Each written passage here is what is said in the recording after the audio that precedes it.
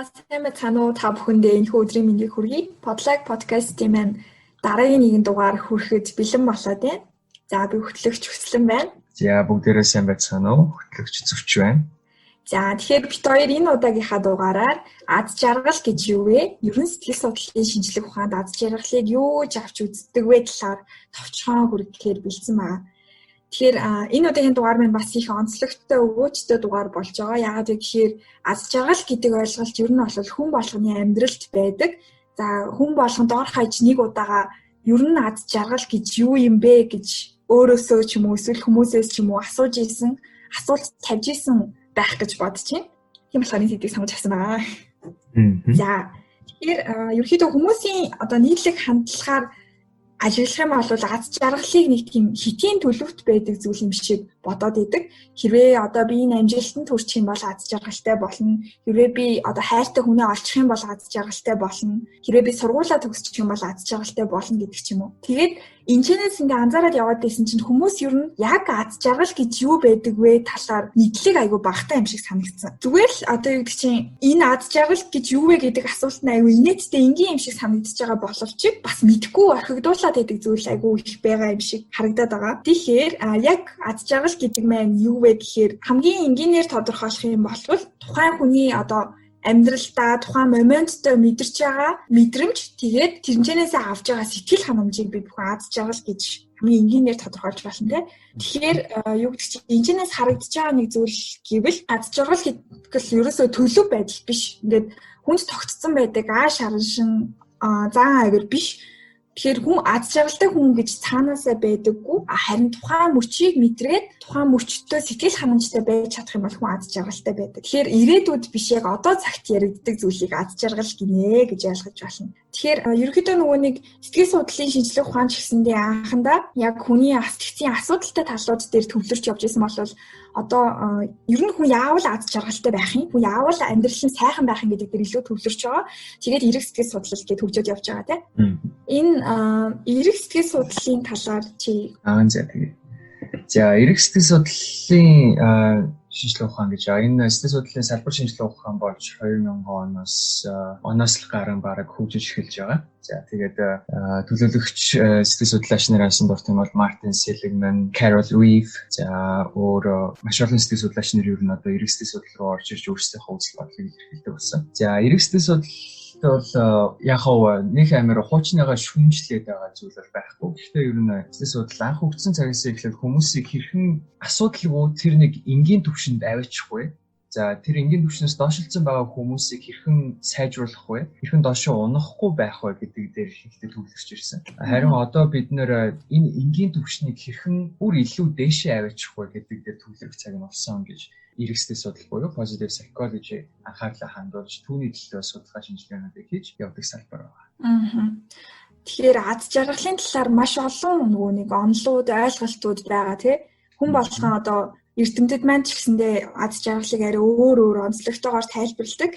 Тэгээд маш олон онолууд байгаа ч гэсэндээ ерөнхий хоёр чиг хандлага байдаг гэж үздэг тий. Хизооник аз жаргал. За энэ нь болохоор амьдралаас ер нь бол мэдэрч болох таашаалуудыг аль болох илүү их мэдрээд эерэг мэдрэмжүүдийг аль болох их аваад харин сүргийг аль болох багаар аваа гэдэг. Авах юм бол аз жаргалтай амьдрал гэж үүнийг хэлнэ гэж тодорхойлдог хандлага байгаа. За хоёр дахь нь хэм бол евдемоник. За зөв дуудчихсан сайн мэдэхгүй байна. За энэ хандлага нь болохоор аз жаргалыг тодорхойлохдоо амьдралын зорилго илүү утга учиртай тал руу одоо хандуулж тодорхойлдог хандлага байгаа. Ер нь одоо онолуудын үндсэн хоёр чиг баримжаагаар нь ангилах юм бол тэгээ энэчнээс харахаар аз жаргал гэдэг нэг талаараа одоо амьдралын таашаалтай холбогдож байгаа. Нөгөө талаараа амьдралын утга учир гэдэг зүйлтэй холбогдож байгаа. Хүмүүс олонхтэй одоо энэ гурван зүйлийг ингээд одоо нэг зүйл юм шигээр бодож яриад байдаг штеп. Жишээлх юм бол би одоо айгуу гоё гараал гоё бүжгэлчих юм бол жаргалтай байна ч гэдэг юм уу. Эсвэл би яг энэ зорилготой хүрчих юм бол би аз жаргалтай хүн байна гэд шал гурван өөр бишээ. Ингээд холбоотой хэдий ч өөр гурван ойлголтыг нэг юм шигээр яриад байдаг. Тийм болохоор хоёулаа энэ аз жаргал, таашаал, за мөн түнчлэн утга учир гэдэг зүйлсүүдийг ялгаа нь юу бэ тийм бэ гэдэг талаар товчхон яриа тий. За тэгэхээр таашаал гэдээ аваад үзэх юм бол ерөнхийдөө түрүүний дурдсанчлан хүн ямарваа нэгэн үйлийг хийгээд ч юм уу эсвэл амттай хоол идээд ч юм уу дуртай номоо уншаад эсвэл гоё үнэр үнэртээд тухайн богинохон хугацаанд хэдхэн секундэд мэдэрч байгаа тэр эерэг сэтгэл хөдлөлийг таашаал гэж ойлгож байна. Ад жаргалаас юугаараа ялгаатай вэ гэхээр ад жаргал хэдийгээр богинохон хугацаанд байдаг ч гэсэндээ таашаалыг бодвол харьцангуй тогтвортой байдгаараа ялгаатай.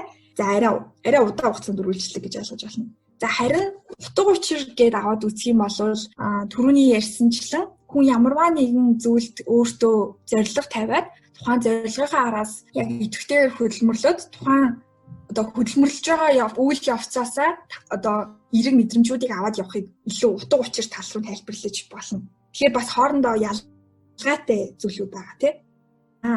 Тэгэхээр хооронд нь ялгаа байдгийм байна гэдгийг мэдлээ. Тэгвэл хэрхэн одоо ад жаргалтай амьдрах вэ гэдэг зүйл дээр.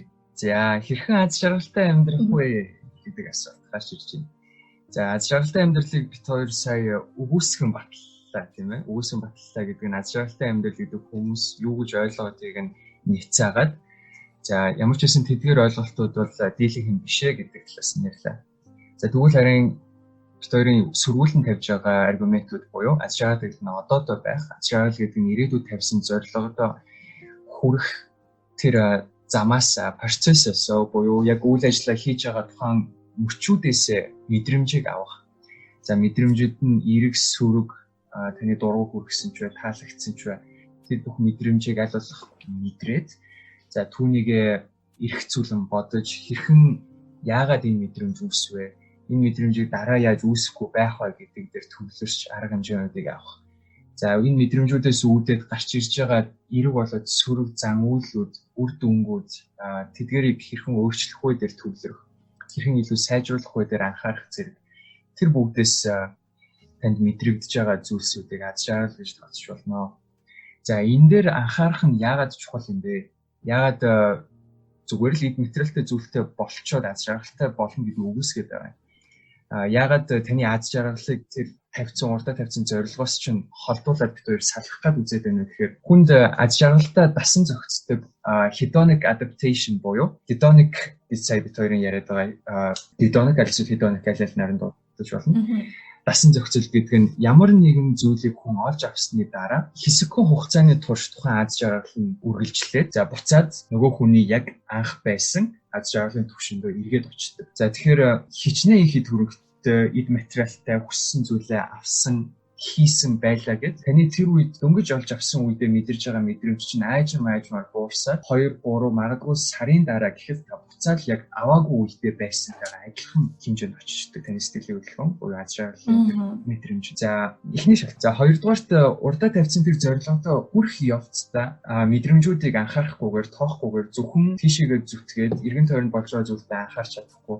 За бусад чухал зүйлстэй анхаарал хандуулахгүй байхаа таны буцаагаад стресстүүлэх, буцаагаад асуудалд оруулах, асуудлаасаа гарч чадахгүй байх тэр нөхцөл байдлууд үүсэж идэг. Энэ буцаал таны яг одоодоо байгаа ад жаргалын шин улам илүү доош тавьад илүү сөрөг сэтгэлийн хөдөлгөөнүүдийг бий болгож. Тийм учраас та зорилгодоо хүрэх тэр акшнаас мэдрэмжийг авахгүйгээр маш их зовж шаналж явж байгаад нэг хүссэн зүйлтэй хүрчээд тэгээ сарын дараа буцаад яг анх байсан үе шигээл болох ч гинэ гэж ойлгож байна. За тэгээд нөгөө хүний бас олж авах гээд байгаа зүйл нь олж авагдсан үедээ хүнд өгж байгаа ад жаргалын мэдрэмжнээс ялгаатай үргэлжилдэг. За тэр нь материаллык буюу ямар нэгэн physical object-ийг хүн хүсч хайж байгаа тэрийг олж авсан тохиолдол нь мөнгийг цуглуулж ягаад аяллаар явдаг хүмүүсийн ад жаргалын мэдрэмжээс хамаагүй хурдан үүсээд удаан үргэлжлээд дуустдаг юм байна л да. Тэгэхээр бас эд материаллык зүйлд хүмүүс их хүсээд шунаад байдаг нь за бүх хүмүүс магадгүй биш байх л та. Гэхдээ дийлэх хүмүүс ямар нэгэн зүйлтэй болохыг хүсдэг. За тэр мэдрэмж нь хамаагүй ач холбогдолтой болж таарж байгаа юм л да. За яагаад вэ гэхээр ямар нэгэн физикал зүйлийг шууд олоод альчилж гараад худалдаад авчиж гинэ гэдэг нь мэдрэмжийг шууд өгөөд нөгөө нэг физикал объекттойгоо байнгын хамт байгаа учраас тэр түүнд үүссэн хандсан байгаа мэдрэмж нь хүний дотор удаан хугацаар хадгалагдаж явах боломжтой байдаг. Гэхдээ мөн л адилхан 2 3 аль эсвэл сарын дараа л 2-3-7 хоног альсс сарын дараа л байхгүй болчихно гэсэн. Ерөөсөө та буцаал энгийн хэмжээнд орчих. Харин нөгөө аяллаар явж байгаа, ийш тийшээ зугаалгаар явж байгаа тэдгэр хүмүүсийн хувьд бол тэр газараа очих гэж хугацаа зарцуулж байгаа. Очоод тухайн зүйлээ харчаад зөвхөн тэр харсан момент, үзсэн момент эсвэл магадгүй Диснейлендэд очоод галзуу хоолойн дээр суусан тэр моменттой л аз жаргал нь үргэлжилчихэд түүнээсээ холдоод яваад өгөхөөр нөгөөний үүссэн мэдрэмжийг нь хажууд нь санагдуулаад хадгалж байгаа зүйл байхгүй учраас айгүй хурдан мартагдчихдаг юм байна л да. Тэгэхээр бас энэ нөгөө юутай холбогдож байна вэ гэхээр ажлын байран дээр ажилчдаа идэвхжүүлэх арга замууд дээр маш олон ажилчдаа аяллаар явуулах, стрессийг нь тайлбарлах, тийм зорилготой хүмүүст урамшуулах. Гэтэл тэгэж аяллаар явсан ажилчид нь хурж ирчээд зөвхөн 21 хоногийн турш өмнөх бүтээмжээсээ хэдэн хувиар илүү бүтээмж үзүүлчихэд 21 хоногийн дараа буцаад аяллаас явахаас өмнөх үеийнхээ бүтээмжээр эргээд буудаг гэж судалсан. Энэ ч гэсэндээ аз жаргал гэдэг зүйлийг юунаас хайгаад яваад байна вэ гэдэг дээр бодох шаардлагыг гаргаж ирж байгаа юм л тийм.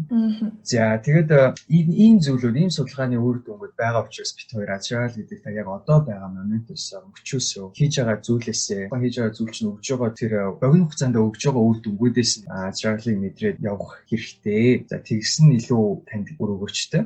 Урт хугацаанд явах замд чинь илүү тусдын болж хойноос чинь түлхэх тэр хүч болох юм аа гэдэг санаа өгөх гээд байна.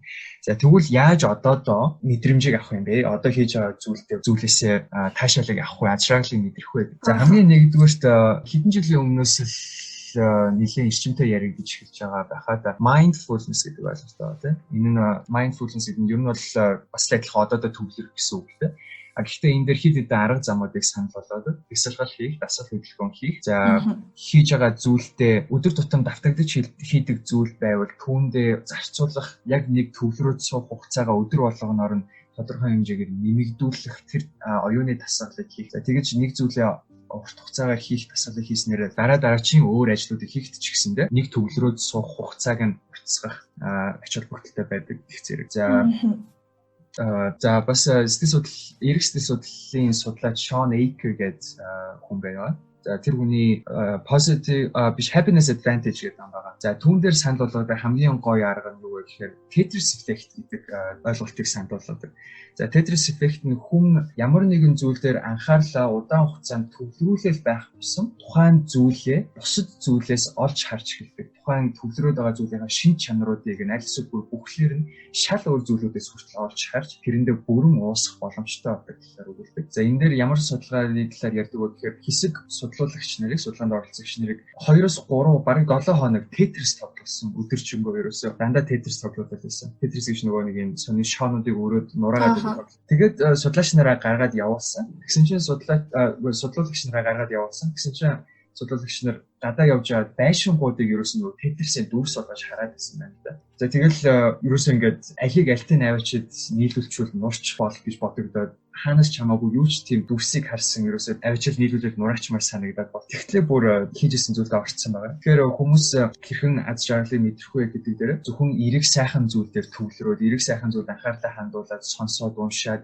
эрэг сайхан зүйлийг бусдад дамжуулаад байх тусам мөн адилхан өөр амьдралынхаа эргэн тойрноос орчин хүрээллээс яг л тэр эрэг зүйлүүдийг нь олж харж анхаарлаа төвлөрүүлж цаашаагаа дамжуулах боломжтой болно гэж ойлгож байна. Өөр бусад маш олон аз жаргалд нөлөөлдөг хүчин зүйлүүд байна.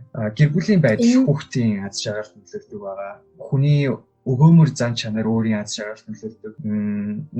Насны онцлог хүний аз жаргалд нөлөөлнө гэдэг маш олон зүйлүүдийг дурдж байна. За үүний цаана бас холбоотойгоор нейротрансмиттерийн талаар дурдж өгөх зүйтэй юм шиг санагдлаа. За нейротрансмиттер буюу хүний тархинд явагдчихдаг байцуудын солилцоо гэж тодорхойлох юм уу? За энэ дээр болохоор хүний одоо үйл ажиллагаа төв мэдрэлийн систем тогтолцоог идэвхжүүлж идэг. За 4 төрлийн нейротрансмиттер байгаа. За эдгээрийн тусламжтайгаар ерөнхийдөө аз жаргалын мэдрэмж гэдэг нь илүү одоо хүмүүс нэмэгдчихэдэг гэж үздэг тийм. За түрүүний ярьсанчлан зүчийн жишээн дээр нөгөө нэг бясалгалын жишээ байсан. За бясалгал хийх нь хүнд бол допамины хэмжээг нэмэгдүүлдэг.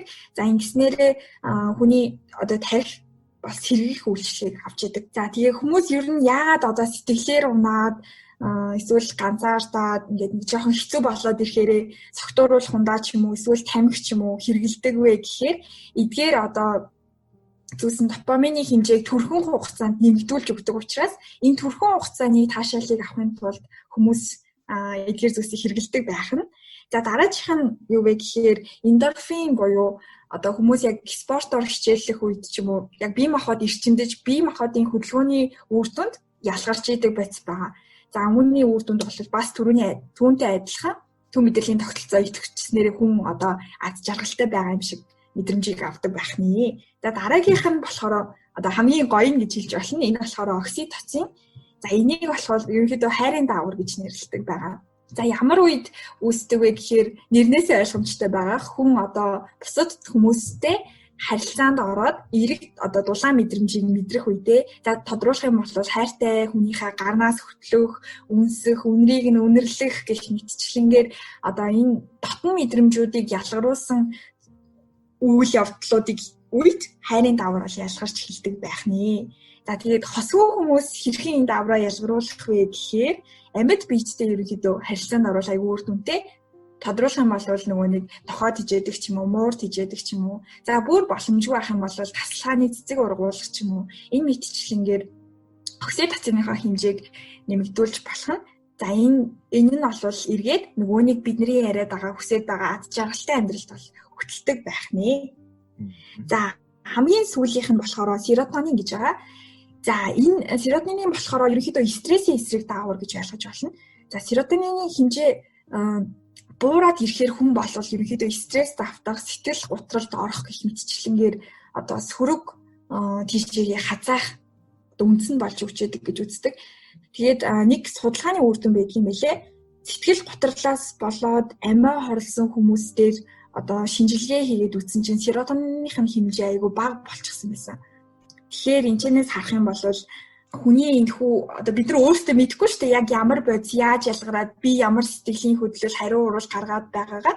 Тийм болохоор эдгээр нь таны заан үйлийг сэтгэл хөдлөлийг дотроо удирдаад залгаад явж идэг учраас бид нар бас гаднаасаа эдгээрийг одоо идэвхжүүлэх үйл ажиллагаануудыг хийх хэрэгтэй байх нь. За хамгийн нийтлэхээр гэх юм бол хүмүүстэй эерэг дотн сайхан харилцаа үүсгэх, нийгмийн одоо амьдралдаа аюу гоо идэвхтэй байх, дасгал хөдөлгөөнүүдийг хийх, эрүүл зөв хооллох гэх мэтчлэнгээр энэхүү даавруудаа идэвхжүүлэх боломжтой байдаг байх нэ. За энэ дээр бас нөгөө нэг хамгийн чухал одоо хөндөгдөж гарч ирж байгаа асуудал гэх юм бол хүн болгоныг аз жаргалтай болгож идэг зүйл нь өөр зүйл байж болно те.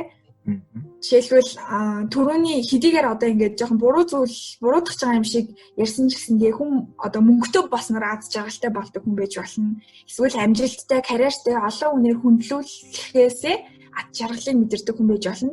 Эсвэл зүгээр л үнэхээр өнөөдөр идэж уух хоолгүй одоо хэцүүхэн амьдарч байгаа ч гэсэндээ гэр бүлийнхаа уур амьсгалаас аз жаргалыг мэдэрдэг хүн байж болно. Тэгэхээр хүн болгоны хувьд үнэлэмж нь өөр. Тэгээд энэ үнэлэмжээс хамаарат аз жаргалыг мэдэрч байгаа мэдрэмж нь өөр.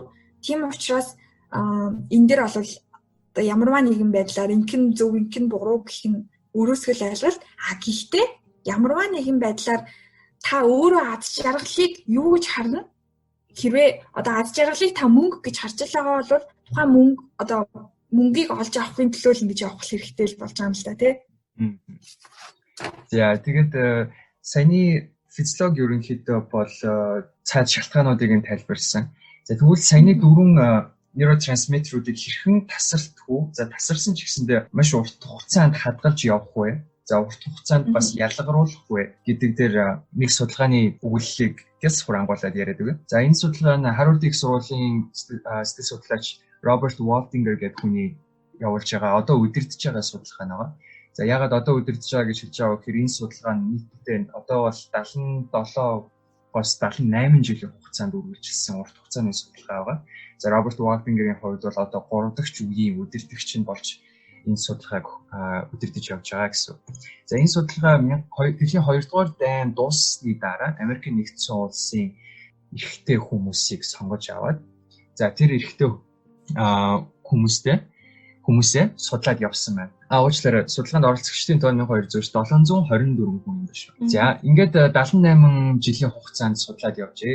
За 78 жилийн хугацаанд тэр хүмүүсийн юуг нь судалсан бэ гэхээр юунаас аз жаргалыг мэдэрч амьдрал нь яаж үргэлжилсэн болохоор амжилттай яваад байна. Амьдралыг яаж тулсан учраас гэр бүл нь бүтэн байгаа. Амьдралыг яаж тулсан учраас нас нь удаан үргэлжлээд өндөр нас хүртэл амьдрч чадаад байгаа. яавал өвчин зовлонгүй байгаа гэдгийг судалсан. За 2 жил тутам нийт 724 оролцогчтой уулзаж шинжилгээнүүдийг авч өнгөрсөн 2 жил болсон үйл явдлуудыг асууж бүх судлах боломжтой зүйлсийг судалсан байна. За ингээд 78 жилийн дараа ямар дүгнэлтэнд хүрсэн бэ гэхээр эд бүх хүмүүс амжилттай байсан хүмүүс байгаа, амжилтгүй байсан хүмүүс байгаа, урт насалсан хүмүүс байгаа, эрт нас орсон хүмүүс байгаа. Буюу эрг сүрэг хүмүүс байсан. Эрг сүрэг үр дүн үзүүлсэн. Эрг үр дүн үзүүлсэн байгаа хүмүүсийн хувьд хамгийн түгээмэл байгаа нэг хүчин зүйл нь юу вэ гэхээр эрг сайхан гэр бүлийн эсвэл найз нөхдийн ажил дээрх харилцаа гэдэг үр дүн үүсэн байна. Ерөөсөө нас урт байгаа, эрүүл чирэг байгаа, аз жаргалыг мэдэрч байгаа, амжилтанд хүрсэн байгаа бүх хүмүүсийн нийтлэг шинж нь гэр бүлийнхэнтэйгээ, ажлынхантайгаа, найз нөхөдтэйгээ эрэг харилцаанд ордог гэсэн. За ийм байна. Тэгвэл тэр эрэг харилцаанд ямар хүмүүс нь илүү амжилттай ороод байгаа юм бэ гэдэг. За мэдээж бага наснд нь туулж өнгөрсөн амьдрал, эцэг хийхэн зааж сургасан зүйлс, амьдралынхаа орчин зэрэг хамгийн анхдагч хүчин зүйлүүд болно тийм ээ. Хоёр дахь хүчин зүйлүүдэд нь болохоор өгөөмөр зан чанарын хүчин зүйлүүд орж ирсэн. За яагаад энэ хүчин зүйл орж ирсэн бэ гэхээр бага наснда эцэг эхээсээ хангалттай хайрын мэдрэмжийг авч байгаагүй буюу бит хоёрын эхний сэдв болох энийг шигтэй асуудалтай байсан хүүхдүүд нь ирээдүйд 30-аас 50 насны хоорондоо өгөөмөр зан чанарт суралцж бусдад юмыг өгж зааж сургах тэр амьдралын мөчлөгт очих үед өмнөх 30 жилийн хугацаанд туулж өнгөрүүлсэн аз жаргалгүй байсан мэдрэмж нь сөрөг харилцаанууд нь буцаад эрэг тал руугаа хэлбэсэн байна л да. За тэгвэл энэ өгөөмөр зан чанарыг гаргах нь яагаад хүмүүсийн өөрийн аз жаргалд нөлөөлөд байгаа аз жаргалын мэдрэмж өсгöd байгаа гэдэг. Хүн бусдад зааж сургах үедээ өөрийнхөө мэддэг, чаддаг зүйлс дээр илүү ихтэй болж ирдэг. Түүнээсээ таашаалыг авч ирдэг байна. За хүний өөрийгөө үнэлэх мэдрэмж нь гэсэн өөрийгөө бодитоор үнэлэх, өөрийгөө бусдад нөлөөлж чадах хүн гэдгээ мэдрэх нь өөрийн аз жаргалд нөлөөлдөг байна. За гэхдээ энэ зөвхөн судалгааны үр дүнгээс харагдаж байгаа насны үе байгаа 30-аас 50 нас гэдэг. Хүн болгон өгөөмөр зан чанарт хэдэн ч насндаа суралцах боломжтой тийм ээ. Тэгэхээр хичнээн хүндэцүү амьдралыг туулсан гэр бүлийн асуудалтай байсан ч гэсэндээ ирээдүйн аз жаргалын мэдрэмжээ өгөөмөр зан чанарт суралцсанаараа нөхөн авах боломжтой байх нэ гэдэг үг үүсэн. Тэгэхээр эцсийн мөн чанартай ер нь бол хүмүүс хоорондын харилцаан дээр л энэхүү аз жаргалын урт хугацааны асуудал нь яригдах юм шиг санагдлаа тий. Тэнцэнэсгээ харах юм бол аз жаргалын энэхүү ойлголт нь цаашлаад хүний амьдралын хэв маяг, амьдралын чанарт нөлөөлөхөөс гадна эргээд энэ нь явсаар байгаа цаашдаа бүр сэтгцийн тулгамдсан асуудал, сэтгцийн эмгэгт ч хүрэх бас эрсдэлтэй тий. За саяных дээр сэтгцийн эмгэг гэдэг дээр зүгээр наад захын жишээнүүд дуртай юм бол мэдээж саяны дөрөнд дурдаг нейротрансмиттер, серотонин, допамин, эндорфин гэх зэрэг даавруудыг удаан хугацаанд ялгаруулахгүй байна гэдэг нь эдгээрийн цаад эдгээртэй дүүцгүүч нөгөө сөрөг даавруудыг ялгаруулад байгаа гэсэн үг юм. За эдгээр дааврууд нь удаан хугацаанд ялгараад нөгөө талаас нөгөө хүч нь гарч ирэхгүй бол хүн стресс, депресс, нойргуудал бүр цаашлаад за Альцгеймерийн өвчин гэх зэрэг нейротрансмиттер хүний мэдрэлийн архины чадваруудтай холбоотой тэдгээр өвчнүүд үүсэх эрсдэлтэй. Тэгэхээр ялцчгүй хүн энэ мэдрэмжүүдийг мэдрэх зайлшгүй шаардлагатай болж байна тийм ээ. За тэгэхээр энэ удаагийнхаа дугаараар бит хоёр маш өргөн хүрээний ойлголтыг сонгож авсан. Тэгээд тал талаас нь татаж авчираад ярих гэж оролдлоо. Тэгээд эцсийн энэ хэдийгээ базаад нэгдсэн дүгнэлт хийхдээ даралтыг тий. Тэгээ энэчнээс ингээд ерөнхийдөө ярьж исэн зүйлүүдээсээ хараад хүмүүсийн амьдралыг хараад өөрөө ч гэсэндээ дотроо эргэцүүлээд уншиж судлаад явж явцад анзаарснаар болвол уг нь бол хүн болгон аз жаргалтай амьдрах бүрэн боломжтой тийм ээ. Үнэхээр таны нийгмийн боломж болцоо статус хүрээлэл ямар байхаас үл хамааран хүн болгон аз жаргалтай амьдрах боломжтой. Гэхдээ хүмүүс аз жаргал гэж яг юу вэ гэдгийг мэдтгүйгээсээ болоод амьдралаа аз жаргалтай байлгаж чаддгүй юм шиг ерөөдөө харагдаж байгаа байхгүй юу? Тэгэхээр энэчнээс яг юу гэж уриалах гад байгаа вэ гэхээр аз жаргал гэдэг юу гэдэг чинь холын алсад байдаг хинч хурж авч чаддаггүй магадгүй бурхан л тэрийг өгдөг зүйл бол биш. Үнэхээр бурхан хүсээд ч аз жаргалыг өгч чадахгүй. Та өөртөө л аз жаргалыг бий болгоно. Тэгэхээр өөрөө та аз жаргалыг юу гэж төсөөлж чинь тэдийг чинээгээрээ аз жаргалыг олж авахд илүү их ойртноо л гэж ойлгож байна. Үнэхээр холын зүйл гэдээ бодчих юм бол тэр бол аз жаргал гэдэг чинь холын зүйл энэ амьдрал чинь ч гэсэндээ холын зүйл болчихно. Тийм болохоор яг одоо байгаа мөчөө хайрлаад яг одоо байгаа мөчтэй аз жаргалтай амьдрахад бүгдээрээ суралцгаая. За тэгэхээр энэ удаагийнхаа дугаартай хамт байсан та бүхэндээ баярлалаа. Дараагийнхаа дугаараар уулзцгаая. За баярлалаа.